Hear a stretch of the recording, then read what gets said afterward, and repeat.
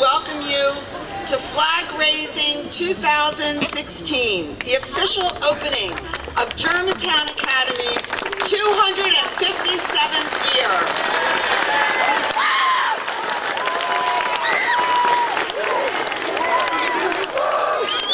Please join me in sending all good wishes to our dear friend and new head of school, Rich Schellhaus. We miss him and hope for his swift return to good health and to us here at the Academy. This morning's program is infused most certainly with his unique energy and indomitable spirit. Today's ceremony is the continuation of a ritual that, first, grounds us in the beauty of Connor Quad, the very heart of our campus, recently dedicated in honor of Jim Connor, class of 1760, who served as head of school for 26 years. Second, it reminds us of how fortunate we are to have all three divisions on the same campus, and of the value each student and every faculty and staff member adds to the community. Third, it provides an opportunity for us to welcome our new friends and colleagues, those students, faculty, and staff members just starting their time at GA. Please join with me in welcoming them warmly to our school.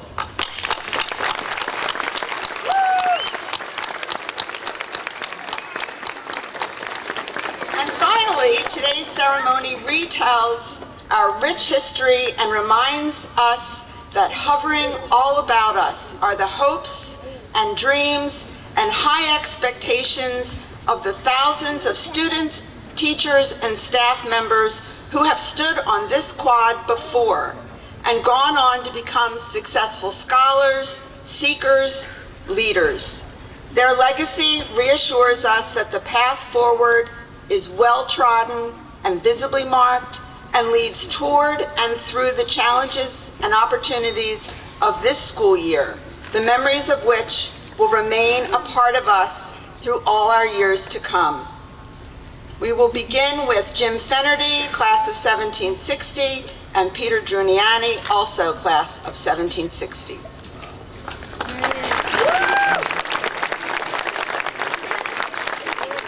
Good morning. Behind you, the belfry is a visual reminder of the original campus, which stood and still remains today on Schoolhouse Lane in Germantown. It was this belfry which welcomed the first students to class, students whose native language was English or German, and thus were instructed by either the highly traditional English headmaster James Dove or the highly progressive German headmaster Hilarius Becker. Their differing philosophies clashed in those early years and created a dynamic tension between traditionalism and progressivism that continues to define and energize our culture to this day.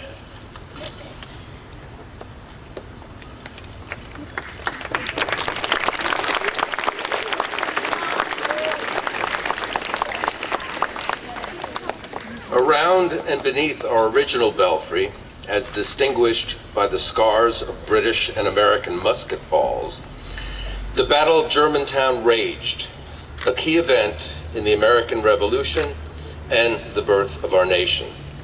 It was also this belfry which houses the bell delivered on the good ship Polly in 1784.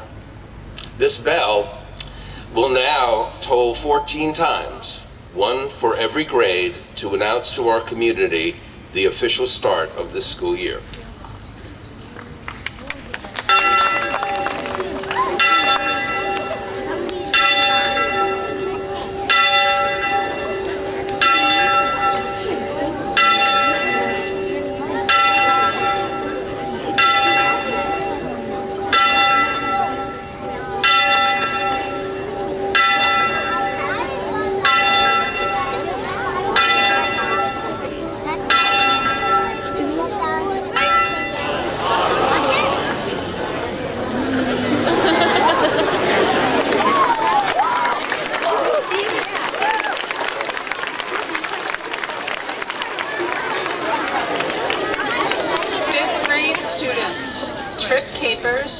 Anna Amon and Ajit Baga will join with Marisa McCullough, to tell us about our school's unique place in American colonial history. Their classmates, 5th grade students Max Magliari and Gabby Gallman, will raise our special flag while the 5th grade class, under the direction of Mrs. Bohr, will lead us in the national anthem, conducted by Jeremy Carenti.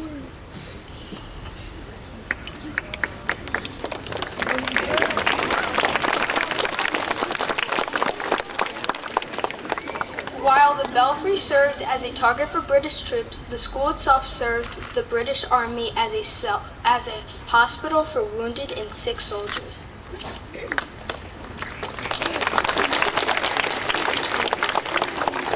Several years later, during the early years of the American Republic, the school grounds again served as a refuge, offering a meeting place for President Washington's cabinet while the disease yellow fever gripped central Philadelphia.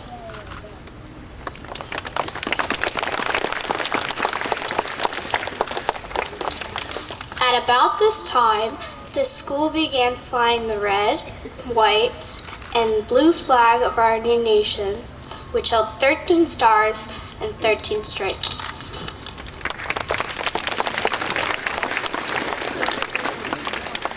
In recognition of our role in the founding of our nation, Germantown Academy is permitted to fly a replica of the first national flag of the United States of America.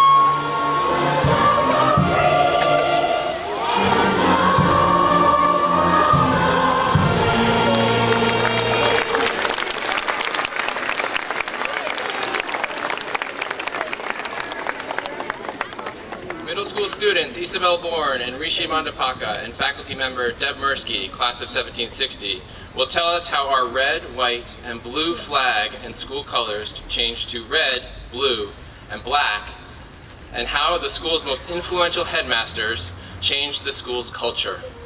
After which 5th graders Ansh Kakadia and Rachel Cavinson will raise the GA flag while Jeremy Carenti leads the performance of Battle Hymn of the Republic, one of Lincoln's favorites.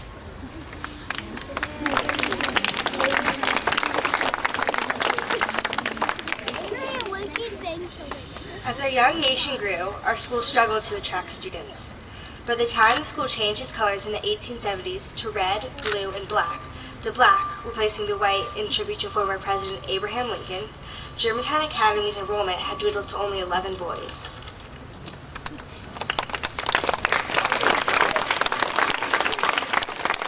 But vigorous leadership under Headmasters Kershaw and Osborne revitalized the school. Enrollment grew, new buildings were added, and the curriculum changed to emphasize excellence in character and high academic achievement. Germantown Academy had evolved into a stellar college preparatory school.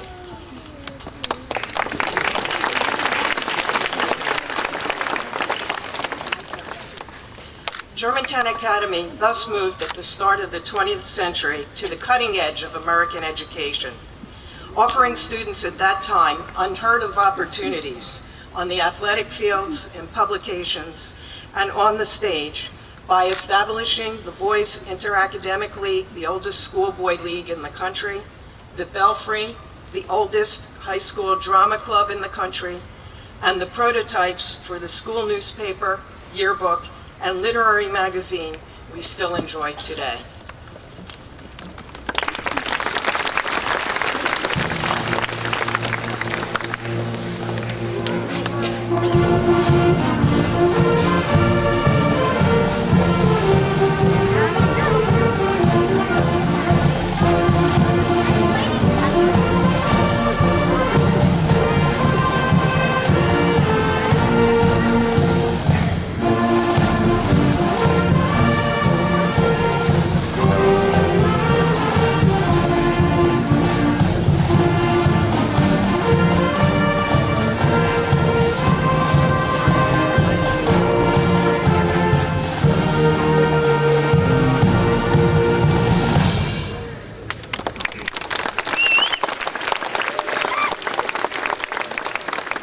Our schools moved from Germantown to Fort Washington over 50 years ago, provided the backdrop for three dramatic changes. GA's setting, the move from all boys to co-education, and an embracing of our identity as America's oldest non-sectarian day school, welcoming students and teachers of all backgrounds. Graham Martin and Emily Rubenfield, class of 1760, will share this part of our school's exciting story.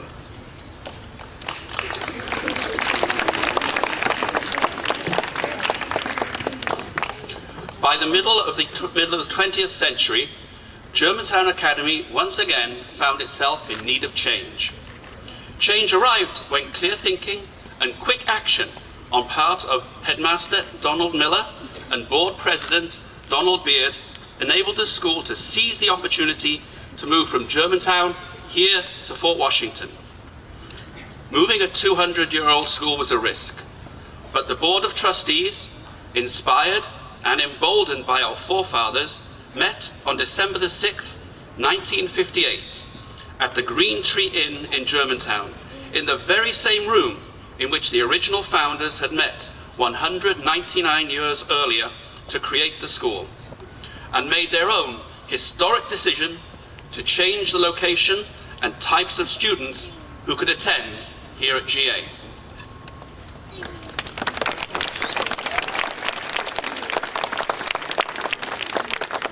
The lower school was the pioneer, moving to the campus in 1960. The middle and upper schools began to arrive on the banks of the Wissahickon a year later. And finally, after several false starts in the 19th century to enroll girls, including one by famous educator Bronson Alcott, father of Louisa May, author of the novel Little Women, Germantown Academy had finally become coeducational, the first school in the Inter-Academic League to do so.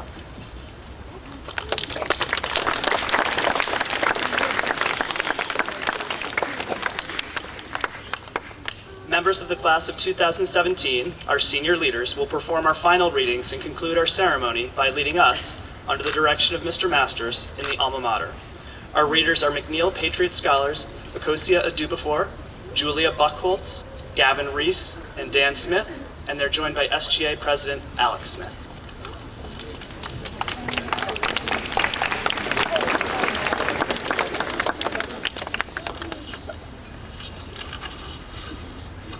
When the school first arrived in Fort Washington, the 4 oaks that shade our quad were saplings. In Western mythology, the oak belonged to Zeus, the king of the gods. His will was revealed to humans by the rustling of the leaves.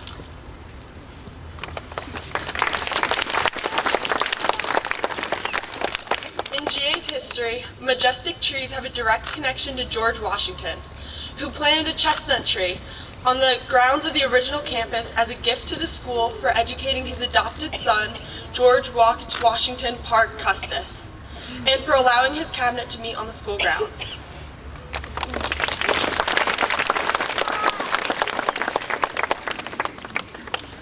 These 4 oaks, like Washington's gift in Germantown, serve as symbols of inspiration and strength and assurance, growing as steadily and tall as our school.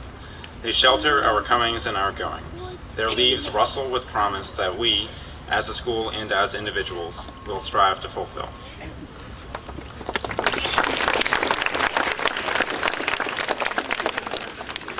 Today, our 4 oaks welcome us home to September and remind us, class of 2017, and in June we will gather in ceremony beneath them for the commencement of our adulthood.